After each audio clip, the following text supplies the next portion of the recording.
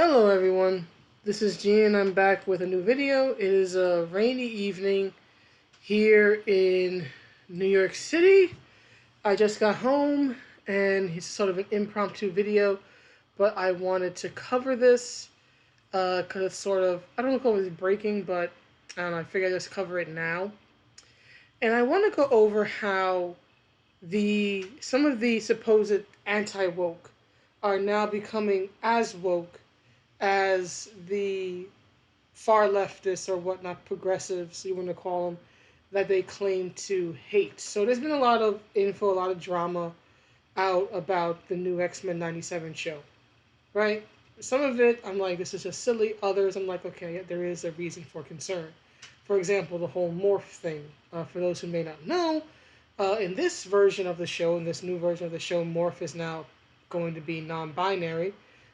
Without getting too deep into it, because I sort of covered it more. I covered it in my tweets since I don't make videos a lot anymore. But I'm I'm not against the idea of a non-binary character in the show.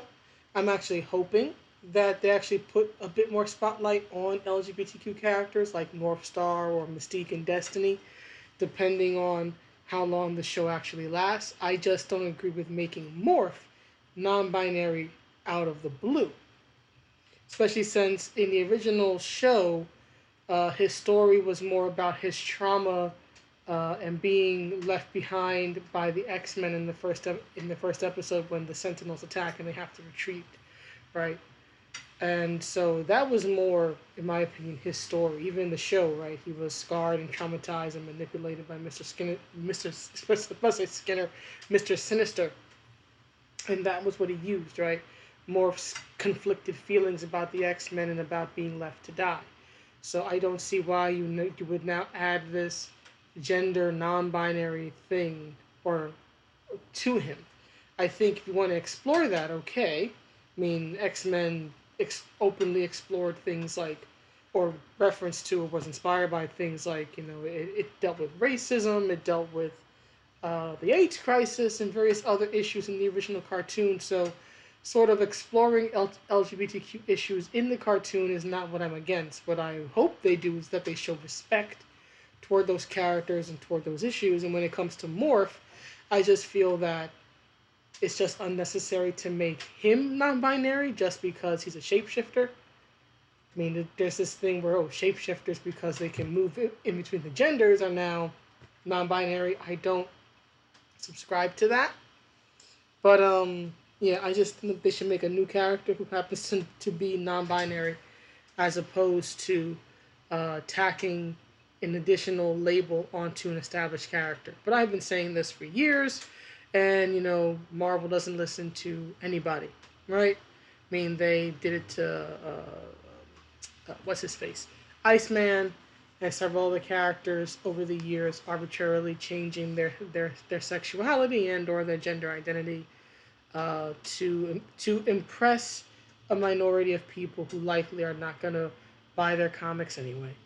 So I disagree with that particular creative choice, but what are you gonna do, right? And of course, I get yelled at online and told by a Marvel artist, Matt Frank, that I would have hated Storm or complained about her when she originally debuted.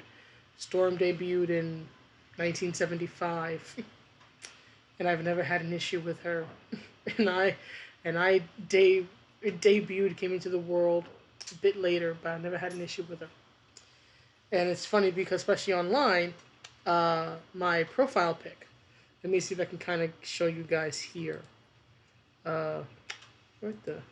Oh, I think I have to move it here. Oh no, it's not. I thought it was gonna pop up here. But anyway. Oh, here we go. At the bottom. See that? You see that little image there at the bottom? Right? That's Storm. That's Storm with the mohawk. That's Storm with from the episode One Man's Worth, where she's literally pointing out how racism is pathetic. But yeah, I would have hated Storm. You're a fool, Matt. You're a fool. But anyhow, just sort of covering that. Now I want to get to this, right? I want to get to this, right? So we have Fandom Pulse here saying Marvel reveals a gender-bending masculine redesign for Storm for the Disney Plus X-Men 97 cartoon. Let me get this image. Right, first of all, I've read the article. The article was written by John Delaraz, and John likes to hang out with Ethan Van Sciver and Yellow Flash and those types, and I tend not to get along with those types. So I think we can already figure out, you know, where they lie and where my views lie. But here's the thing. This is not a gender-bending masculine redesign in the least. Now, I want to be clear. I'm not the biggest fan of this particular look of this image.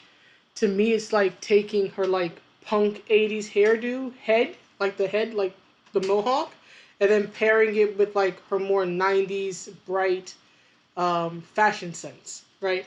It's like one of those collages that you see at times where they'll take, like, the head of one picture and the body of another, and they'll try to, like, match it up even though it doesn't work. That's what it kind of looks like to me, right? And then you have this sort of manic look on her face, like somebody told her to smile for a picture, so she decided to go for, like, the crazy eyes look. Right, this isn't exactly my most beloved image ever of Storm, right? Like, if I had it my way, I would have been like, no, we are not using this as a promotional image, choose something else, right? I'm not a big fan of the mohawk, and I don't think it works with the dress, blazer, and necklace she's wearing. My personal opinion. That being said, none of this is out of line for the comics, right? Bad fashion is not out of line for comic books, especially for a character who's been around for nearly 50 years like Storm. If you look through all the comics she's ever been featured in, you are no doubt going to find costumes and designs and looks you like, and costumes and designs and looks that you don't like. Just because you don't like it, just because it's not to your taste, does not automatically make it woke. There is more to wokeness than just something you personally think does not work. I don't think this design works. I'm not a fan of it. I'm not a fan of the art style in general, right? I do think that with certain characters like Rogue, like Storm, that they should have a more hyper-feminine design. I've said that, right? I think with Storm, given that she is effectively Mother Nature, a feminine archetype, she's more or less a goddess. Again, a very, like, the peak feminine archetype. You really don't get more feminine than a goddess, right? She literally prays to the goddess, right? So I think that it would be better if she had a more feminine, hyper-feminine design. And with Rogue, I think she should have a more hyper-femme design because, you know, she's the beautiful, sexy, sultry Southern Belle, right? She has this relationship with Gambit, right? She wants to touch and be touched, and she can't because if she does, she'll kill him, right? So I certainly believe that the art style, in my personal opinion, I think it should have been closer to the comics. I think it should have been closer to what the originals, 4 seasons or so were. Because I think in the last 2 or 3 seasons, they switched to a more different, almost anime-esque art style toward the end. And I was not a fan of that particular art style. That's just me, right? And this looks a bit more in line with the art style at the end of the original show than necessarily at the beginning. So if I had it my way, I would say, look, we should be drawing more from the comics of the era. But yeah, this is not gender bending and masculine. You can argue it's bad fashion. I think it's bad fashion. But it is by no means gender bending and masculine. And even if it was gender bending, guess what? Women wearing suits is not new. Grace Jones did it. Annie Lennox did it. Bridget Nielsen did it. Marlene Dietrich did it. Flappers in the 20s did it. A woman in a suit is not a big deal anymore, even if it's a man's suit, right? And guess what? A woman in a suit was actually not all that uncommon in the 1990s. Let's take a look here. Oh my, what do we see here? What do we see here? Is it Drew Barrymore in a suit? Looks like a man's suit. And then you have this beige looking thing. I don't know what in the world that is. But looky here. I do believe that's what? Julia Roberts? I think that's Julia Roberts. I'm not up on my actresses. But look at that. got a tie, oversized jacket, everything. Believe it or not, yes, that is how women in the 1990s dressed. Yes, women wore big old suits and wore masculine cut suits with the big old shoulder pads, right? We actually took a lot of the fashion left over from the 80s and dragged it right into the 90s for a long, long, long time. So yes, the blazer is actually I would say much better fitted to Storm's figure here than what we saw just now with the celebrity examples. But you know what? I will, give Mr. Delaraz this one thing. I mean, there was never ever in the history of the 1990s, in the 9 years of that decade, right, from 1990 to 1999, there was never an example in American media of a strong, assertive black woman with short hair having a very flashy, colorful fashion sense. That never happened. Never had an example of a woman who wore blazers and paired them with very flashy clothes or had short hair. Nope, nope, nope. It never, ever happened. So yes, Mr. Delaraz, you are right there. Right? Storm should never, ever, ever dress like this. No way. We black women were never depicted as such in the 1990s. It never, ever happened. Right? This is just ultimately silly. But this is also an example of what happens when you go so far anti-woke, you come around the other side, and you're just as woke, you're just as bad as the very thing that you claim to fight. Because as many people pointed out in the comments, the Mohawk look goes back to the early 80s, 1983, X-Men issue 173, right? The punk look. And as others would point out, I'll link the tweets in the description. I don't want to cover everything. But as others would point out, yes, 90s fashion was a bit androgynous, right? Because again, we took a lot from the 1980s and we carried it. The is this? Sorry, and we carried it over to the 1990s. So yeah, right. Again, I'm not the biggest fan of this one. I think they should have stuck closer to how she actually looked in the 1990s, right?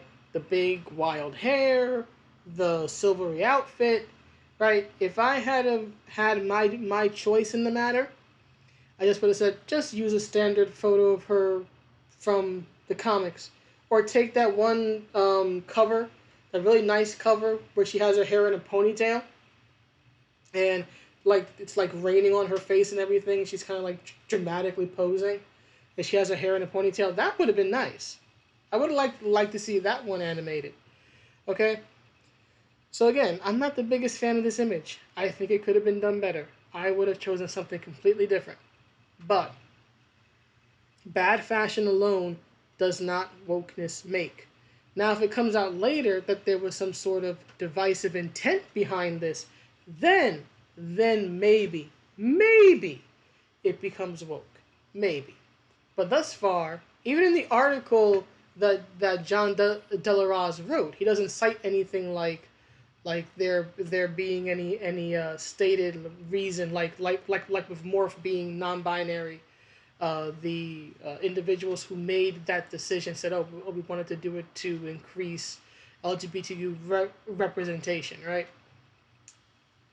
Even in his own article, he doesn't say anything about, "Oh, well, they're doing this for representation or diversity or this or that or thingy," right? The only thing that came out about Storm recently that people were upset about was the fact that someone said, "Oh, she's going to be a badass." It's like, what do you mean going to be a badass? She is a badass. To say she's going to be a badass would imply that she wasn't in the original show, which is just patently untrue. So, but that was about it, right? And this is basically peak nothing burger, right? But it is proof that sadly an increasing amount of individuals who would call themselves anti-woke are becoming just as bad as the very thing that they claim to fight against. The same people who constantly complain about how people on the left, people on the far left, will literally call anything or anyone they don't like a fascist or a Nazi, are now calling anything they don't like, right? And there's no other reason for it than simply it is not to their taste. They are now calling anyone or anything they don't like woke or communist. That's another good one.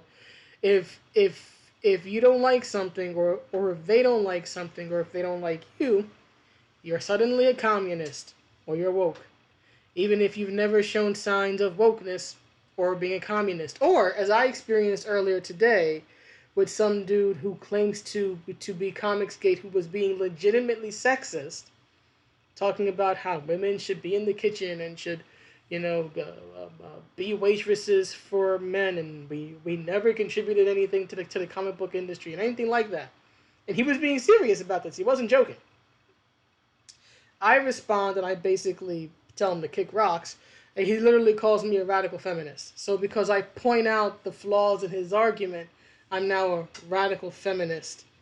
Nah, I'm a woman who actually knows what she's talking about and thinks for herself. But you see, that's the absolute worst thing you can be on Twitter, is to be a black woman or a person of, especially a black woman, and dare to actually question the narratives on all sides, right? To be willing to call out the left, the right, the this, the that, when they're being stupid about things. And that is what gets me in trouble, because I never know how to shut up. But then again, I'm a New Yorker. We don't know how to sleep, and we don't know how to be quiet. But anyway, that's pretty much all I had to say. This is silly. This is a nothing burger, but it's proof now of how people are becoming the very thing they hate. Look into the abyss, and the abyss looks back at you, and all the other stuff Nietzsche used to say. But anyway, that's the video. Please let me know what you think, and I will see you all in the next one. Have a good day or night wherever you are. Hopefully it'll stop raining soon. I have a meeting I have to get ready for in the morning. So have a good night, everybody. Bye.